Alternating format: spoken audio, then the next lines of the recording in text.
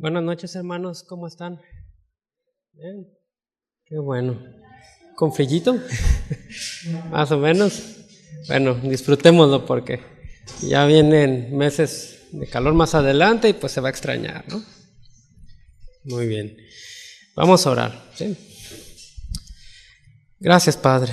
Gracias por este tiempo, Señor. Gracias porque podemos venir y escuchar tu palabra, Señor, con libertad. Señor, háblanos este tiempo y que cada palabra que tú nos hables de forma personal, Señor, la podamos poner por obra, Señor, y no seamos negligentes, Señor, en atender lo que tú nos hables. Úsame, Señor, en este tiempo y que la palabra que hoy exponga sea tu palabra y sea fiel, Señor. En el nombre de Jesús, amén. Muy bien. ¿Se acuerdan en qué nos quedamos? Gracias. Bueno, estamos viendo el libro de los Hechos. El día de hoy vamos a estar estudiando Hechos 21 del 17 al 26. Es la primera parte del arresto de Pablo, subtema arribo a Jerusalén. ¿Vale? Bueno, voy a leer todo nuestro texto base y luego vamos a irlo desglosando, ¿sale? Dice así: los hermanos de Jerusalén nos dieron una bienvenida gozosa. Al segundo día Pablo nos llevó consigo a visitar a Jacobo y a los ancianos que estaban reunidos con él. Luego de intercambiar saludos, les hizo un recuento de lo que Dios había realizado entre los gentiles a través de su persona. Los allí presentes alabaron a Dios, pero le dijeron: hermano, como sabes, miles de judíos han creído también e insisten celosamente en guardar la ley. El caso es que ellos han oído decir que te opones a los judíos que viven entre los gentiles, que obedezcan la ley de Moisés y que les prohíbes que circuncides a sus niños. ¿Qué vamos a hacer? Todos se van a reunir cuando sepas que has venido. Por eso se nos ocurrió lo siguiente. Aquí tenemos 4 hombres que se van a rasurar la cabeza para cumplir sus votos. Ve con ellos al templo, afeítate la cabeza y paga para que los afeiten a ellos. Así todo el mundo se convencerá de que obedeces las leyes judaicas y que te comportas con orden. En cuanto a los creyentes gentiles, ya les hemos escrito que no tienen que observar estas leyes, sino que dejen de comer alimentos ofrecidos a los ídolos, carnes sin desangrar y animales ahogados, y que dejen de fornicar. Pablo estuvo de acuerdo y al día siguiente fue al templo con aquellos hombres, a observar las ceremonias y a proclamar su voto de ofrecer más tarde un sacrificio junto a los demás. Bueno, la semana pasada con nuestro hermano Víctor estuvimos estudiando que Pablo había determinado ir a Jerusalén. Si recordamos, pasaron varias cosas. Pablo pasó por varias ciudades con su comitiva, no iba él solo. Pasó por la ciudad de Tiro y por Cesarea en particular. ¿Y qué vimos ahí? Que los hermanos de esos lugares, ¿qué le decían? Le rogaban que no fuera a Jerusalén, que no subiera a Jerusalén. Recordemos que a veces podemos confundirnos con los mapas y decir, pero ¿cómo que subiera si está abajo? Bueno, cuando se hablaba de una ciudad importante como es Jerusalén, se determinaba subir como ir a este lugar importante que es Jerusalén. Por eso, aunque geográficamente no coincida, así se decía. Bueno, vimos que en aquellos lugares el Espíritu Santo les estaba hablando de que Pablo iba a pasar persecución, iba a pasar cadenas, lo iban a arrestar. Al principio Pablo no lo tenía así como que claro, así de que bueno, no sé qué me espera, pero sí sospechaba por dónde iba la cosa. Pero conforme iba pasando el trayecto, el Espíritu Santo le iba mostrando más claramente a qué iba a Jerusalén, o qué es lo que iba a padecer ahí. Incluso vimos que un profeta llamado Ágabo, el cual le profetizó que lo arrestarían. Recordemos que agarró el cinto de Pablo y se amarró pies y manos y dijo que al dueño de ese cinto así lo iban a amarrar y lo iban a llevar a los gentiles. Más claro, no se podía. Después de esto, como ya fue claro por dónde iba la cosa con Pablo, qué le esperaba en Jerusalén, los hermanos, ¿qué hicieron? Le rogaron que no fuera para allá. Sin embargo, Pablo pues ya estaba determinado. Pablo dijo en Hechos 21:13, lo voy a leer en la Reina Valera. Dice: entonces Pablo respondió: ¿qué hacéis llorando y quebrantándome el corazón? Porque yo estoy dispuesto no solo a ser atado, mas aún a morir en Jerusalén por el nombre del Señor Jesús. Pablo sabía lo que le esperaba. Sin embargo, su convicción pues era más fuerte. Ahora bien, tenía aquí la tentación de no ir. ¿Por qué? Porque, imagínense, o sea, les están diciendo que van a enfrentar cadenas, cárcel, pues seguramente lo iban a golpear hasta casi matarlo. Pues era lo que pudo haber pensado. Y bueno, la tentación de su carne, ¿no? De decir, bueno, pues voy, no voy. Pero bueno, él estaba determinado. Pero aparte de eso, los hermanos rogándole: no vayas para allá. Incluso los hombres con los que iba, incluso Lucas, que era el que narra, dice: le rogamos. O sea, todos se le vinieron en bolita y le rogaron que no fuera para allá. Y no le rogaron así como en el Chavo del Ocho: no, chavo, no te vayas, ¿no? O sea, no, lloraron y se postraron a orar en la playa, decía ahí. Fue un ruego bastante genuino, y no era malo. Sin embargo, no era la voluntad de Dios, aunque la semana pasada Víctor nos explicaba que había cierto así como que, bueno, si era de Dios, no era de Dios. Sin embargo, bueno, por lo que vamos a ir desarrollándose más adelante, pues era la voluntad de Dios. Los que no habían entendido eran los hermanos y el mismo profeta Ágabo. O sea, era un profeta real y la profecía se cumplió más adelante. Sin embargo, sí era la voluntad de Dios que padeciera en Jerusalén. Pablo no era movido por sus emociones. Era bien fácil que pudiera decir: bueno, pues los hermanos también son espirituales y bueno, pues no voy. Y era esa lucha, ¿no?, con su carne. Sin embargo, Pablo tenía convicciones bien firmes. Era necesario subir a Jerusalén y sufrir allá. Y no solo esto, él sabía que muy seguramente iba a morir. Ahora bien, quiero hacer dos preguntas. Una es, ¿qué hace que un hombre llegue a este punto de hacer a un lado su propio bienestar, su comodidad, su salud, toda esa comodidad y satisfacción carnal o terrenal, y decida ir a un lugar donde sabe que va a morir, o que por lo menos va a sufrir bastante hasta donde tiene entendimiento? En retrospectiva, la segunda pregunta es: ¿cómo un hombre puede pasar de ser un perseguidor de la iglesia a ser un hombre y ser un hombre muy celoso del judaísmo, a ser perseguido por justamente estos hombres que eran como él era antes, de perseguidor a perseguido? O sea, ¿qué hace que un hombre tenga tal transformación? Definitivamente era un testimonio viviente. O sea, no era alguien fingiendo o alguien emocional. ¿Qué lo movió a esto? Pablo era un hombre común, entendamos eso. Pablo no era un superhombre, o sea, un hombre que por su conocimiento fuera más espiritual que los demás, no. Pablo era como usted y como yo, un hombre normal. Sin embargo, este hombre normal, un hombre común, tuvo un encuentro con Cristo del cual nunca volvió a ser el mismo. Vemos el ejemplo de una persona cuya naturaleza fue transformada completamente. No por argumentos intelectuales, no por un rollo que le echaron, no. Tampoco por el emocionalismo pasajero, no fue porque la música estaba bien padre y dijo, sí, todo con Cristo. No pasó nada de eso. Pero Pablo tuvo la revelación del Hijo de Dios en su vida, una revelación viva, real.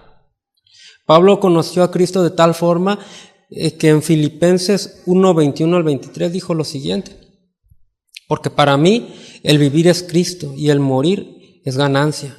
Mas si el vivir en la carne resulta para mí en beneficio de la obra, no sé entonces qué escoger, porque de ambas cosas estoy puesto en estrecho. teniendo deseo de partir y estar con Cristo, lo cual es muchísimo mejor. O sea, no era un hombre que ahora vivía para sus placeres o no así la obra, pero buscando lo suyo. No, era un hombre que tenía bien en claro las cosas. Pablo tenía la realidad bien ubicada. Sabía que lo terrenal es un breve suspiro. Lo que vivía aquí en esta tierra iba a pasar rápidamente. De hecho, pues ya han pasado más de 1000 años, ¿ves? Pasó el tiempo volando y las riquezas que pudo haber tenido, pues ya expiraron.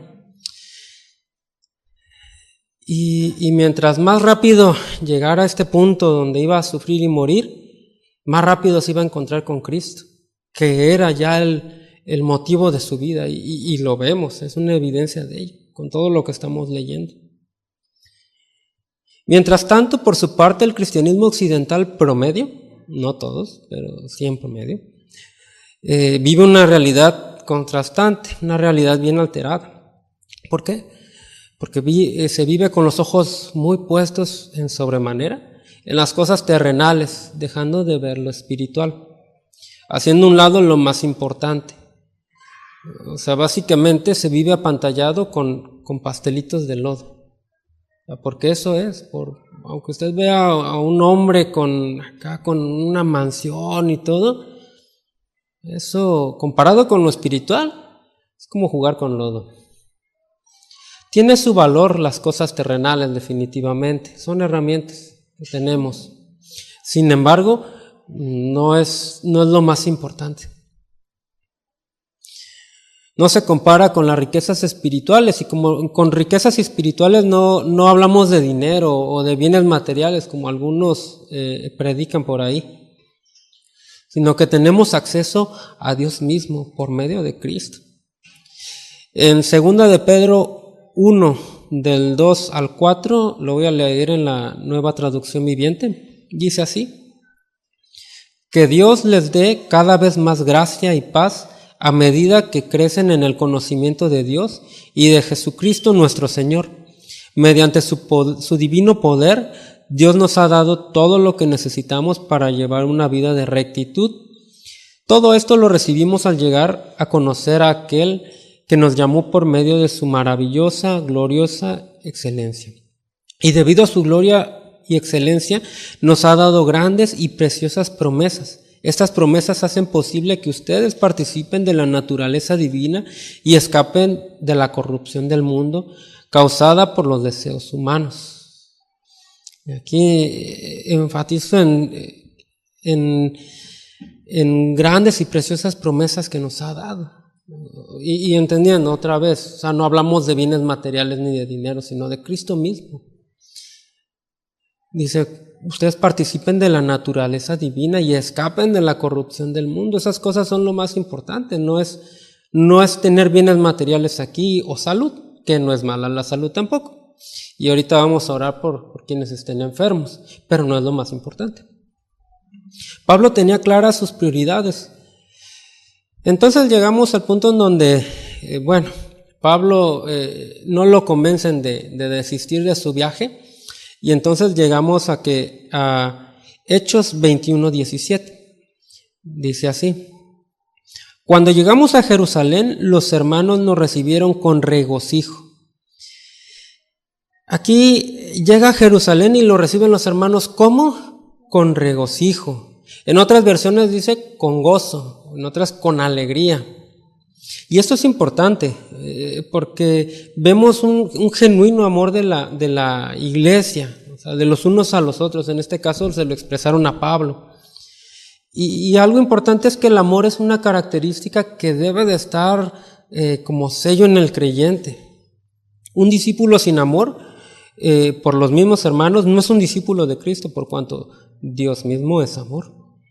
El apóstol Juan nos dice en 1 de Juan 4, 7 y 8 y 20 y 21, dice así.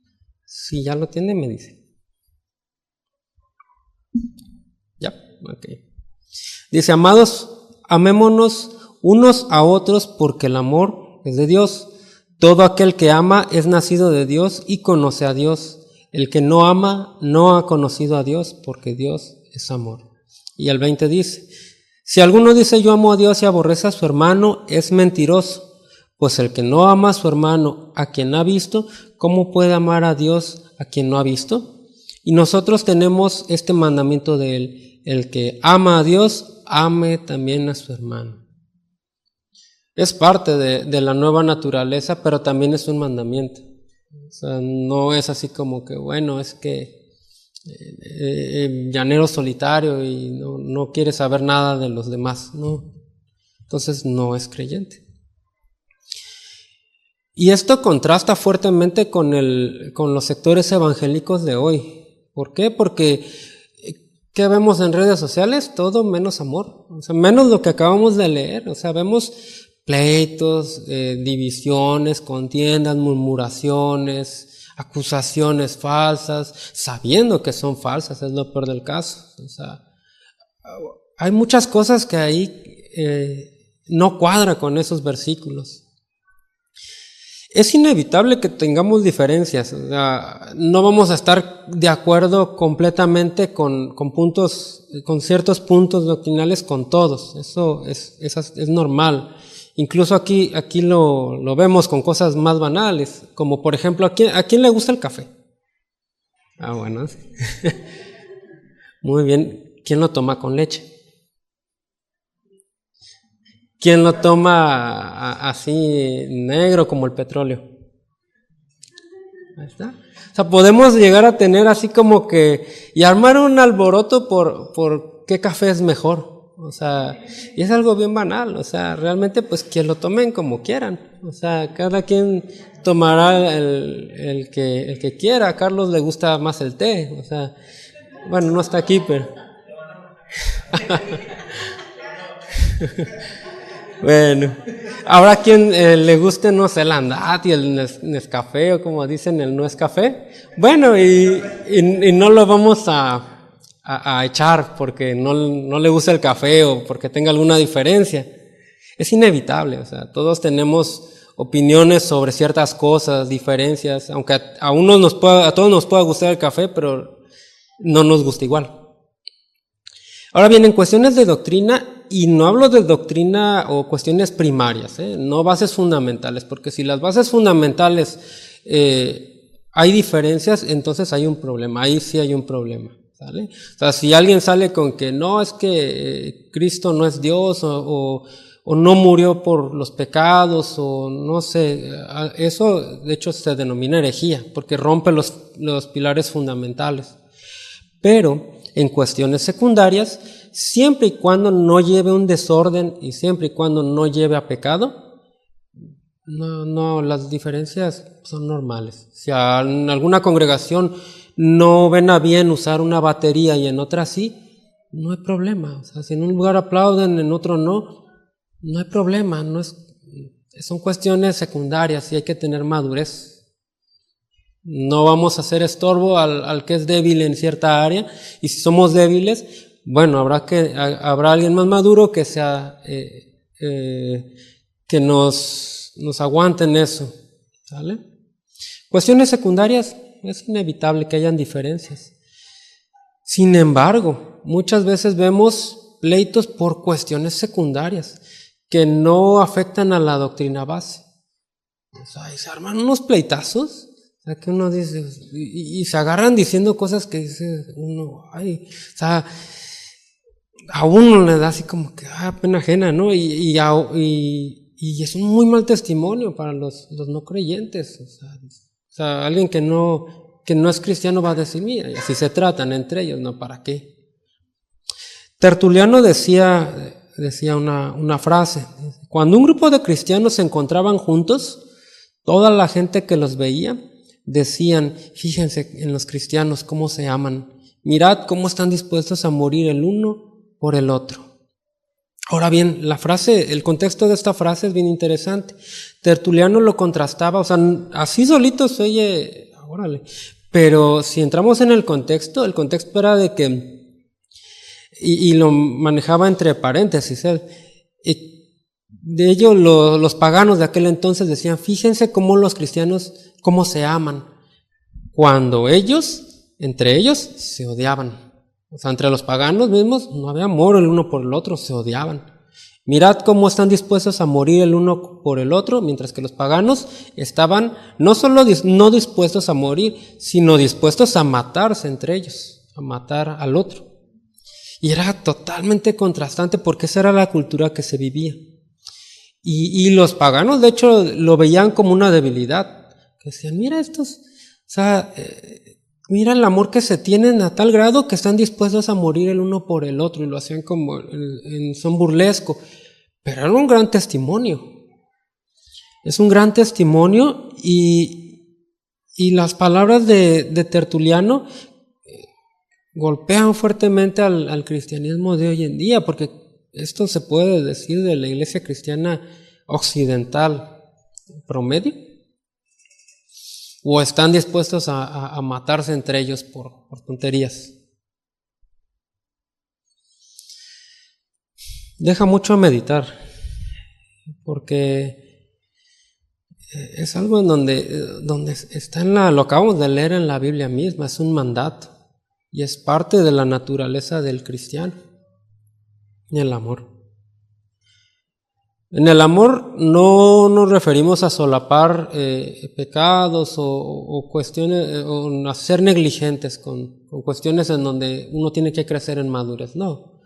Pero incluso cuando hubiera algún hermano que está en pecado, la Biblia misma dice cómo debe de ayudarse ese hermano. O sea, vayan y con amor ayúdenlo a que dé cuentas en eso, a que avance en ese tema. Pablo y los hermanos fueron recibidos con gozo y al día siguiente fueron a ver a los ancianos en Jerusalén. El 18 dice, al día siguiente Pablo fue con nosotros a ver a Jacobo y a todos los ancianos que estaban presentes. ¿A dónde fueron? A ver al liderazgo, ¿no? ¿Y para qué fueron? Bueno, aparte de saludarse, como vamos a ver ahorita, fueron a rendir cuentas. Dice el 21:19, después de saludarnos, comenzó a referírseles una por una las cosas que Dios había hecho entre los gentiles mediante su ministerio. Pablo, así como las demás iglesias, no se mandaban solos. Rendían cuentas de lo que hacían y no hacían así las cosas como bien les parecía nada más. De hecho, por eso había ido Pablo a hacer, fue Pablo y Bernabé para lo del concilio de Jerusalén y tuvieron todo un concilio ahí y se discutió el tema, ya lo vimos anteriormente, porque no se mandaban solos y nosotros tampoco. No debemos de servir o ministrar como bien nos parezca. Hay lineamientos, hay cuestiones que se manejan con cada encargado, con cada líder de ministerio. El domingo había una junta con los hermanos de limpieza y los temas que trataron, bueno, se llega a un acuerdo y se hacen, ¿vale? No nos mandamos solos. Y esto no es por un control paternalista, un totalitarismo, porque hay gente que lo malinterpreta y se va por ahí. Y muchas veces uno medita sobre algunas situaciones y encuentra mucho orgullo, rebeldía, otras cosas que no tienen nada que ver. Si bien sí hay lugares en donde el liderazgo es totalitario y es abusivo, eso no exime en que debe haber disciplina y debe haber sujeción. Los malos ejemplos no quitan lo que dice la palabra de Dios. Bueno. Pablo les contaba cómo había estado la iglesia entre los gentiles, cómo había estado creciendo, qué era lo que estaban haciendo en medio de ellos. Y llegamos a Hechos 21:20. La parte A dice así: después de oírlo, alabaron a Dios. Los hermanos se gozaban por lo que les contaba. O sea, realmente vemos algo genuino, o sea, el genuino deseo porque el evangelio fuera predicado.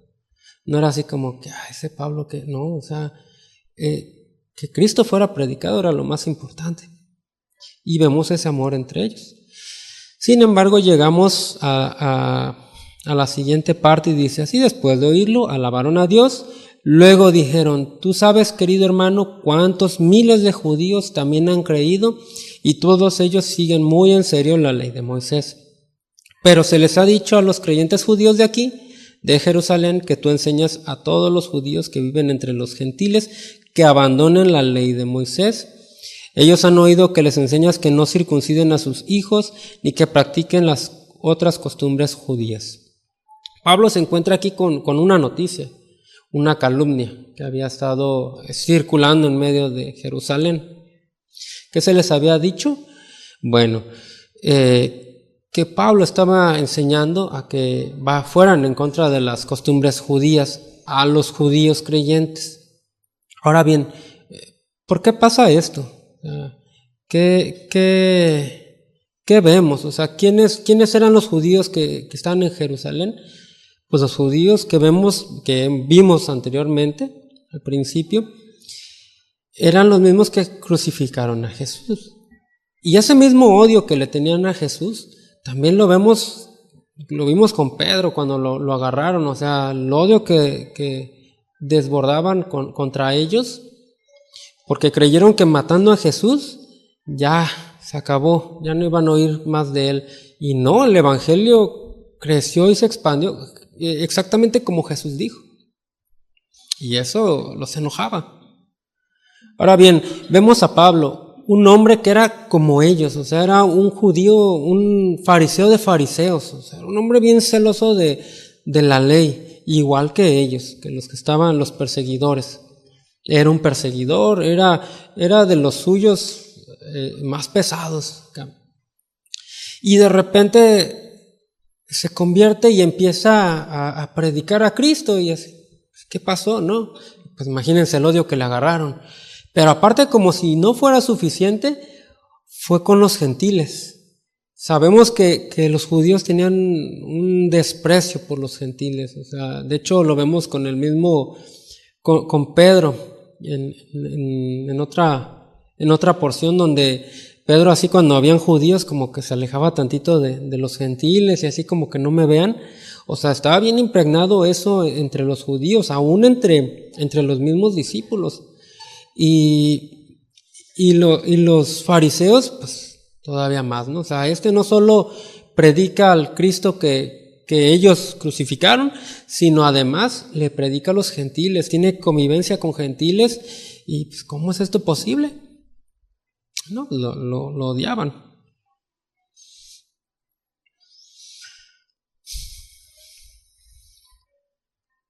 Bueno, acompáñenme a Gálatas 6, 1 y 2.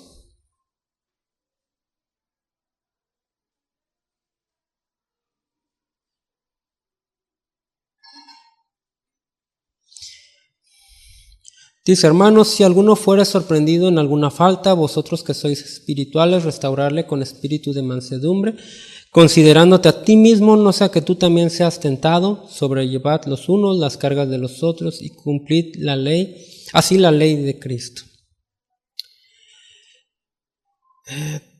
Vemos aquí cómo los judíos se habían contaminado con rumores, y los judíos que vemos anteriormente, los judíos que habían creído, y sin embargo habían hecho a un lado completamente otras cuestiones de la ley que hablaba la misma ley. O sea, hay tantos mandamientos que desecharon, o sea, con Cristo Jesús también. O sea, dejaron de por lado el no matarás, no dirás falso testimonio, quebrantaron un montón de leyes.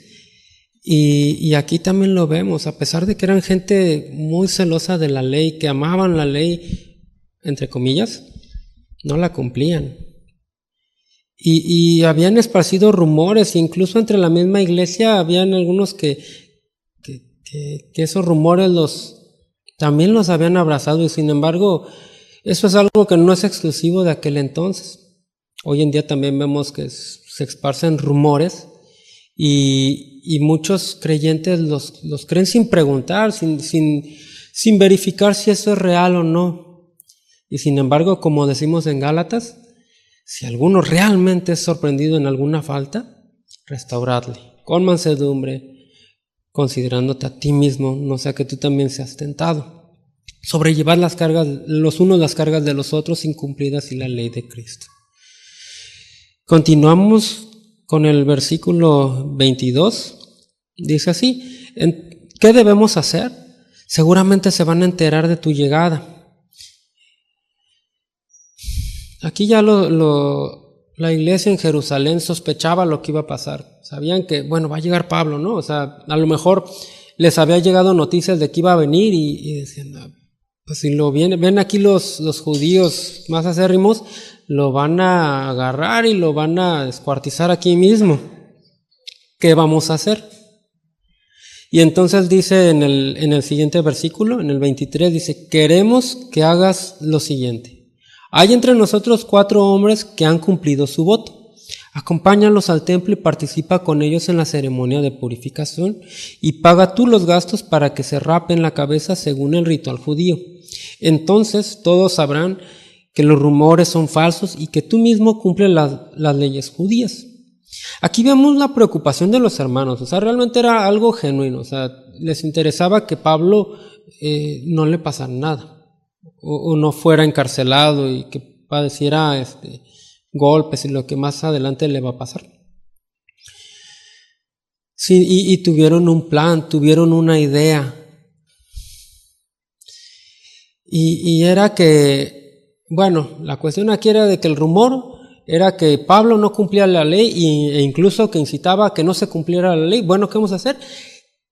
Que enfrente de todos vean que él realmente cumple la ley. ¿Y cómo era? Mediante estos hombres que habían hecho un voto, tú también rápate con ellos, paga sus gastos, y con esto van a ver todos, porque pues el raparte es algo muy evidente, que tú también estás cumpliendo las leyes judías, y que seguramente todo esto es falso. Por lo menos esa duda se va a meter en los judíos. Es un excelente plan, una muy buena idea. Sin embargo, ¿esto venía de Dios o solo fue una buena intención humana? Es una muy buena idea, es una muy buena intención. Los hermanos realmente amaban a Pablo y querían su bien. Sin embargo, que algo tenga una buena intención no quiere decir que venga de Dios. Vimos la semana pasada que reiteradamente el Espíritu Santo les había hablado sobre lo que le esperaba a Pablo en Jerusalén. Y la única forma de evitar su arresto por lo que el Espíritu Santo les decía era que no fuera a Jerusalén.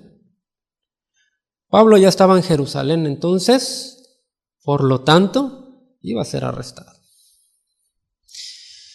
Él era consciente de esto. De hecho, vamos a ver más adelante que no pone resistencia. Él seguramente sabía, bueno, pues vamos a hacer su plan, pero me van a arrestar. El Espíritu Santo ya lo dijo así.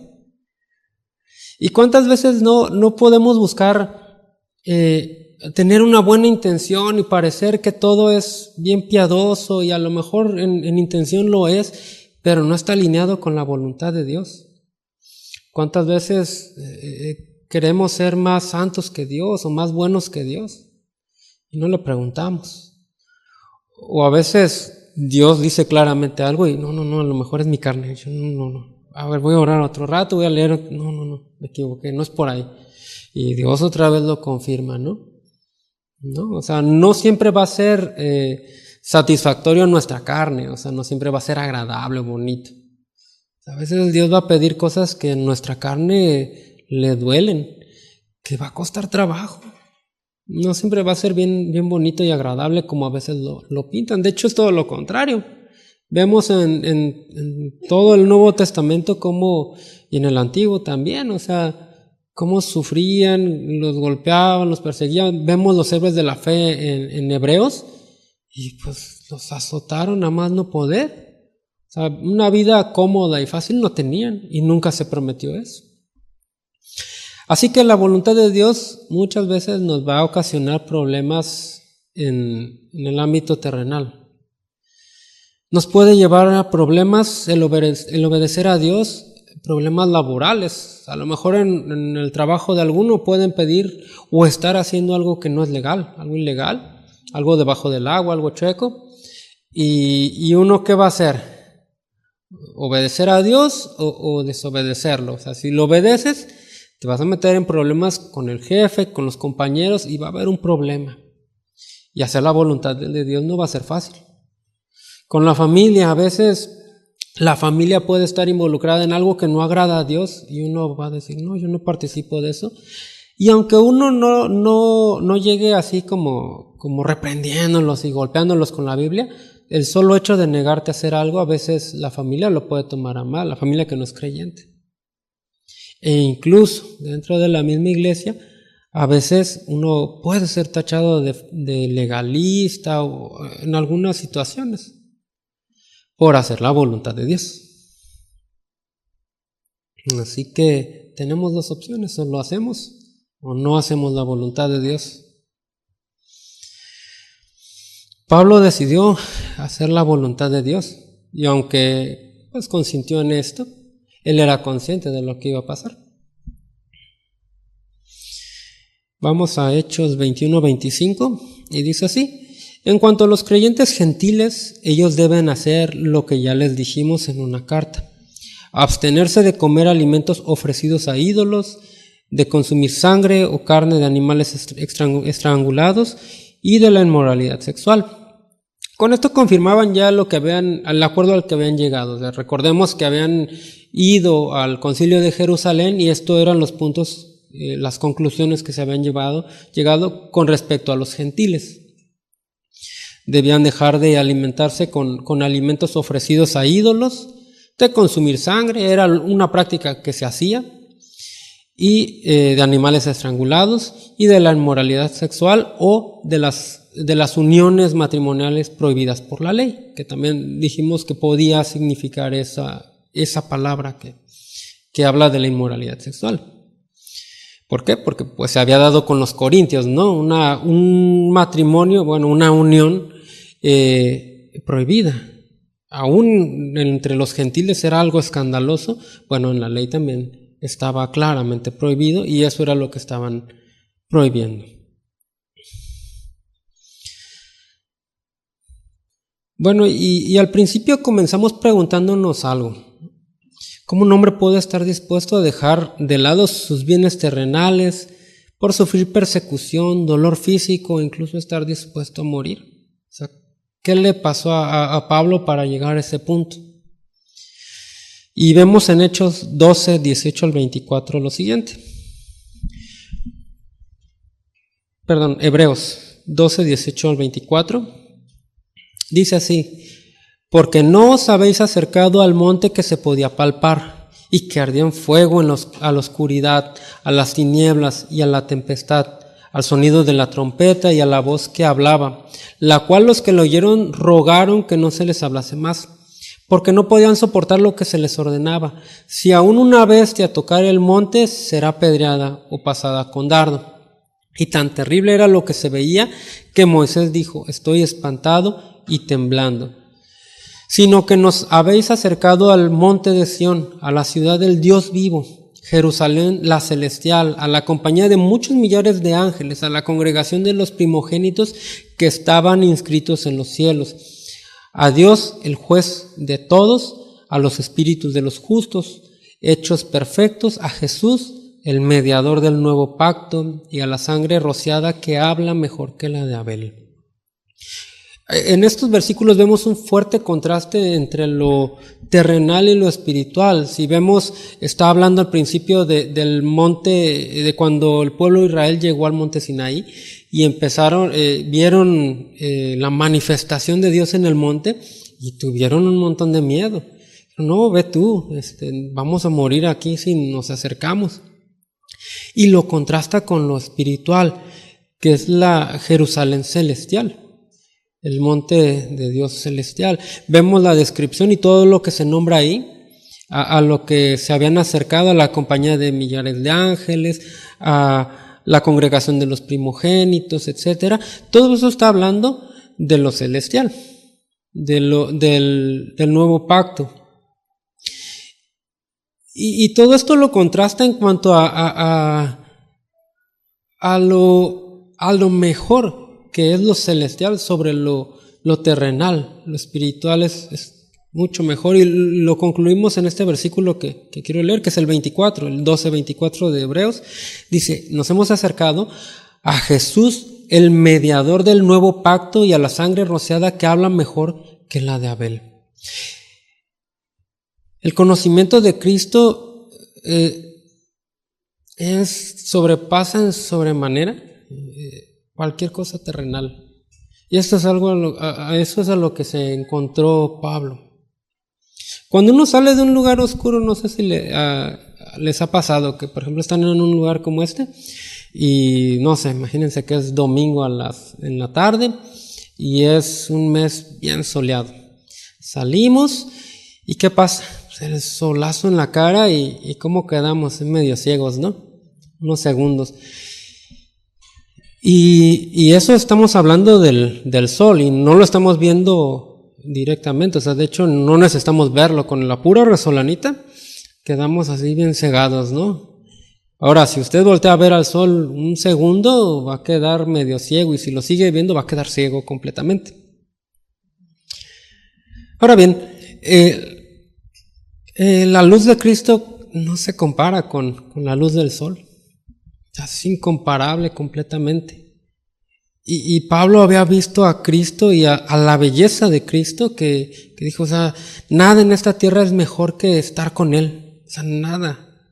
O sea, no había nada que ya lo apantallara. O sea, veía las demás cosas y decía, o sea, que todo lo tengo por basura o por estiércol, como decía en su versión original, con tal de conocer a Cristo. Se dice, hay una historia que dice de la siguiente manera. En África pasó esto. Era un terreno allá en África, no recuerdo el país exactamente, pero se dice que unas personas que iban ahí pasando, unos extranjeros, entraron en un terreno y bueno, pues le pidieron al dueño del terreno, pues a los habitantes de ahí, agua y bueno, se detuvieron ahí un momento a descansar, ¿no?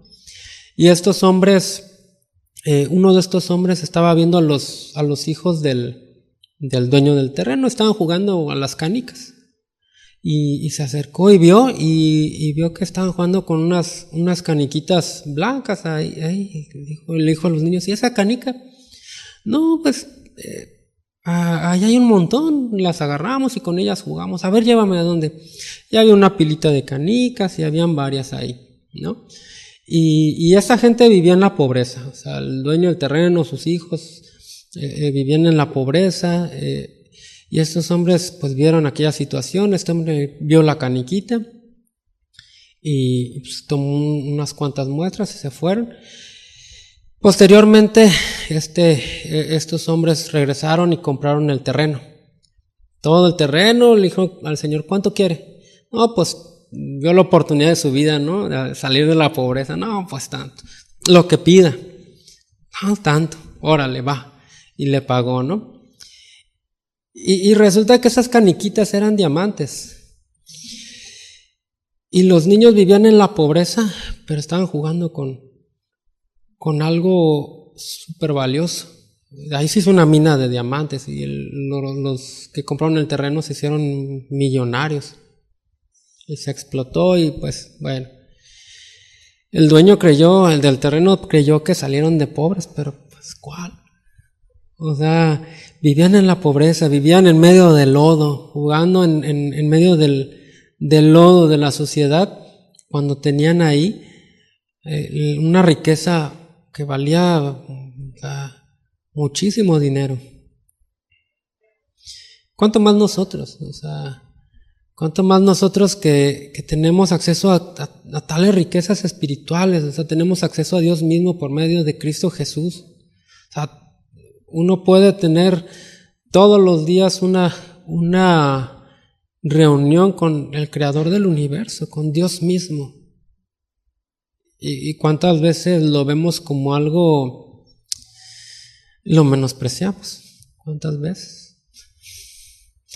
Con cuánta emoción nos podemos reunir, voy a ir a hablar con el presidente, con el gobernador, o no, pues sale una foto del presidente, o bueno, ahorita ya la presidenta, y al fondo sale un puntito, ahí estoy yo. Y se emociona uno, ¿no? Y bueno, 6, 10 años, nadie se ha acordado de los gobernantes de ahorita. ¿Cuánto nos emociona acercarnos a Dios, a Cristo? ¿Nos apasiona? Digo, ahorita vamos a tener la oportunidad de orar y de interceder unos por los otros. Tenemos acceso a Dios. ¿Nos emociona esa reunión? Vamos a tener una reunión con el Padre. Vamos a hablar con Él. ¿Qué tanto nos emociona? Y no porque vivamos por emociones, o sea, no nos vayamos por ahí, pero definitivamente es algo emocionante. Los apóstoles mismos estuvieron dispuestos a morir por Cristo. Asimismo, los discípulos a lo largo de la historia han estado dispuestos a morir y a padecer de formas horribles, a sufrir muertes por causa de Cristo. Veamos, hay libros de los mártires, no me acuerdo su nombre, pero Cepeda Fox hizo todo un compendio de los mártires y cómo murieron, y les han sacado otros, y son muertes horribles. No todos los casos murieron, pero muchos casos sí padecieron de forma, o sea, no era nada más una muerte así ya, ¿sabes? Sino era un sufrir antes de, y lo hacían con gusto, o sea, digo, al pasar el dolor hubieran preferido no hacerlo, pero por amor a Cristo lo hacían. Y Dios les daba la gracia, no eran superhombres tampoco. O sea, y si enfrentamos eso, Dios nos da la gracia. No es que busquemos que nos golpeen y que, o sea, no, uno no lo va a buscar. Eso llega. Pero estos hombres y mujeres estaban dispuestos a morir por Cristo y no se movían de ahí. Y todos los discípulos, los apóstoles murieron así. Juan no, pero no porque se haya hecho a un lado, sino si lo intentaron. De hecho, la tradición dice que lo echaron en una olla con aceite hirviendo y no murió. Y pues como no lo podían matar, pues lo desterraron a Patmos. O sea, sufrieron, sí, sufrieron. ¿Qué los movía a esto, a soportar todo esto? Bueno, pues Cristo mismo. Ahora bien, no nos vayamos tan lejos. Hoy mismo, en ese siglo XXI, hay lugares en donde los creyentes sufren persecución. Aquí mismo en nuestro país, en Chiapas, Oaxaca, toda esa parte, hay creyentes que son perseguidos. Son perseguidos, sufren cárcel, violencia, segregación social, incluso la muerte. Hay países en donde los cristianos se consideran personas de segunda clase. O sea, se consideran como si fueran animales. ¿Y qué los hace persistir? El amor a Cristo. Por eso es inaudito y algo que no debería de pasar, que hoy en Occidente, en muchos lugares, en donde hay una libertad de expresión y de creencia, exista o incluso hasta se llegue a promover la apatía, el confort, el amor por las cosas del mundo, por sobre todas las cosas eternas.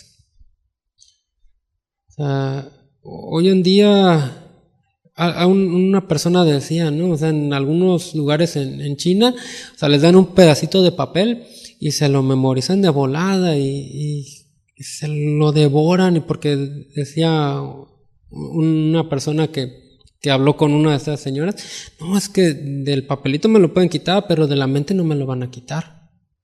Y se los memorizaban y solo tenían acceso a pedacitos de la Biblia.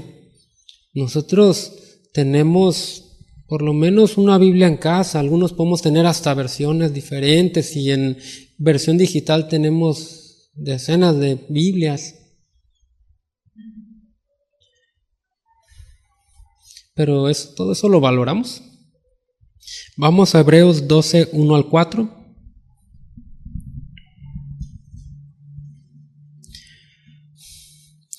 Dice así: por tanto, nosotros también, teniendo en derredor nuestro tan grande nube de testigos, despojémonos de todo peso y del pecado que nos asedia, y corramos con paciencia la carrera que tenemos por delante, puestos los ojos en Jesús, el autor y consumador de la fe, el cual por el gozo puesto delante de él sufrió la cruz, menospreciando el oprobio, y se sentó a la diestra del trono de Dios. Considerad aquel que sufrió tal contradicción de pecadores contra sí mismo, para que vuestro ánimo no se canse hasta desmayar, porque aún no habéis resistido hasta la sangre combatiendo contra el pecado. ¿Quién es nuestro ejemplo? Cristo. Ponemos nuestros ojos en Cristo y podemos decir, bueno, Él sufrió esto, ¿cuánto más yo no lo voy a hacer?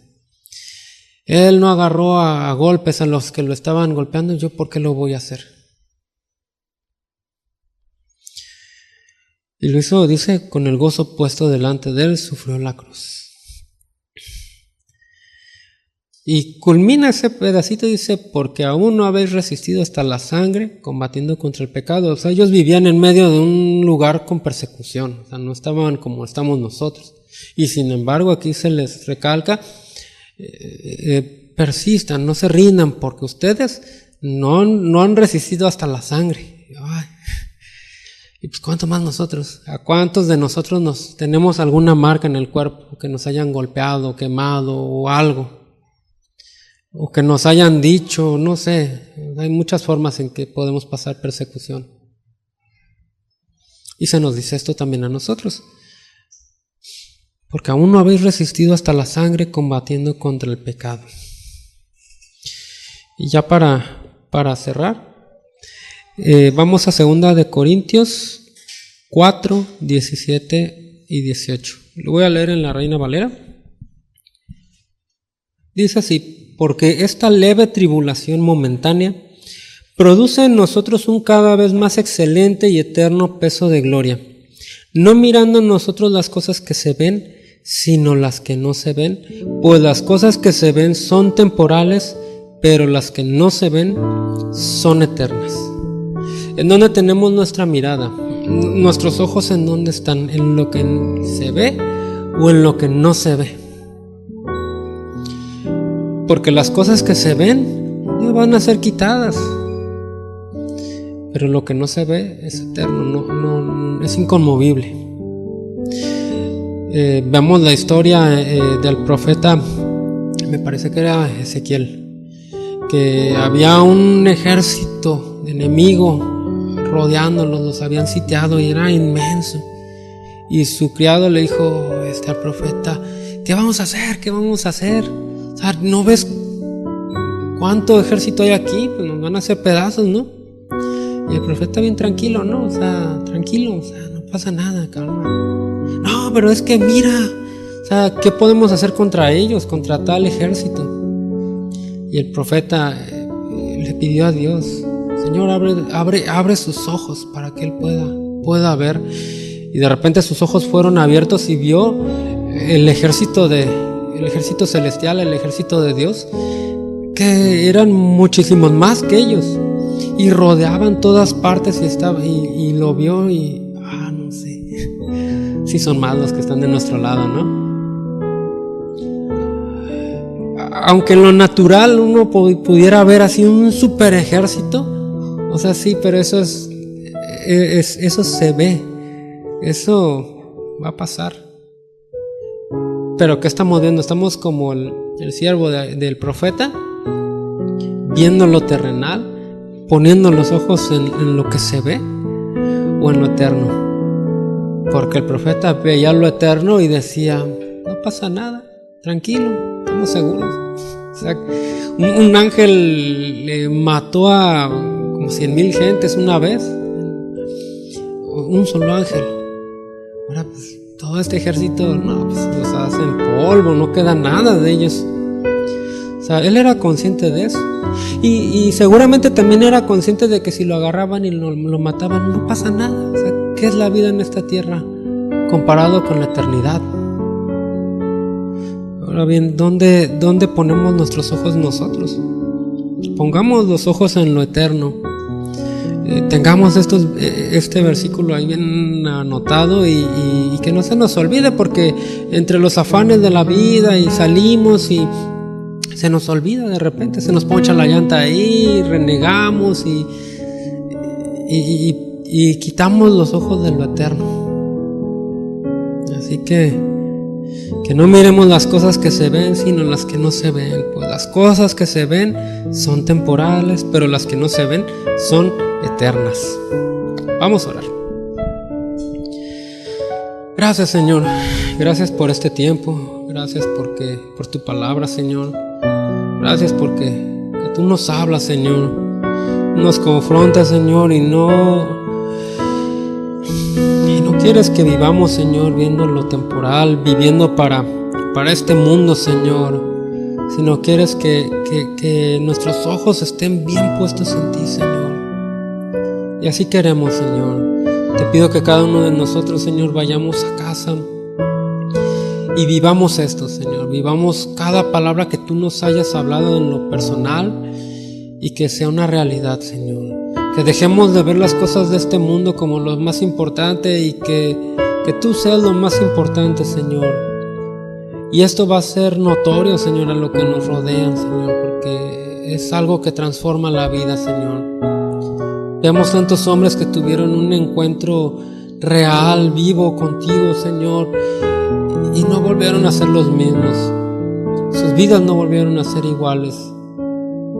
No digo que vamos a hacer, que nunca vamos a caer o equivocarnos o que las cosas van a ser fáciles, pero nuestras vidas ya no van a estar plantadas en lo terrenal, sino en ti, Señor. No queremos fundar nuestras vidas en arena, sino en la roca inconmovible, Señor. Gracias te damos, Señor. Gracias en el nombre de Jesús.